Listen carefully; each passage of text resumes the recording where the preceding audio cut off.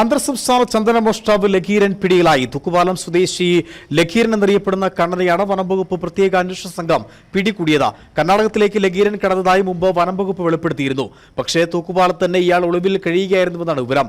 പ്രത്യേക അന്വേഷണ സംഘത്തിന്റെ പിടിയിലകപ്പെട്ട ലഖീറിനെ ചോദ്യം ചെയ്തു വരികയാണ്. 150 കിലോയിലധികം ചന്ദനം കണ്ടെടുത്ത കേസിലെ പ്രധാന പ്രതിയെയാണ് വനംവകുപ്പ് സംഘം പിടികൂടിയത്. ലഖീരൻ എന്നറിയപ്പെടുന്ന കണ്ണൻ കഴിഞ്ഞ 3 ആഴ്ചയായി ഒളിവിലായിരുന്നു. കേസിൽ 6 പേർ മുമ്പ് അറസ്റ്റിലായിരുന്നു.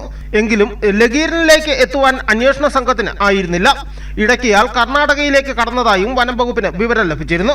കഴിഞ്ഞ ദിവസം ഇയാൾ തൂക്കുപാലം മേഖലയിൽ എത്തിയതായി ലഭിച്ച വിവരത്തിന്റെ അടിസ്ഥാനത്തിലാണ് അന്വേഷണ സംഘം പ്രതിയെ പിടികൂടിയത്.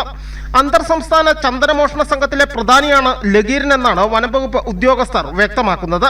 കേസിൽ ഇനിയും കണ്ണികളുണ്ടെന്നാണ് വനംവകുപ്പ് ഉദ്യോഗസ്ഥർ പറയുന്നത്. പ്രത്യേക അന്വേഷണ സംഘത്തിന്റെ പിടിയിലകപ്പെട്ട ലഖീരനെ ചോദ്യം ചെയ്തു വരികയാണ്.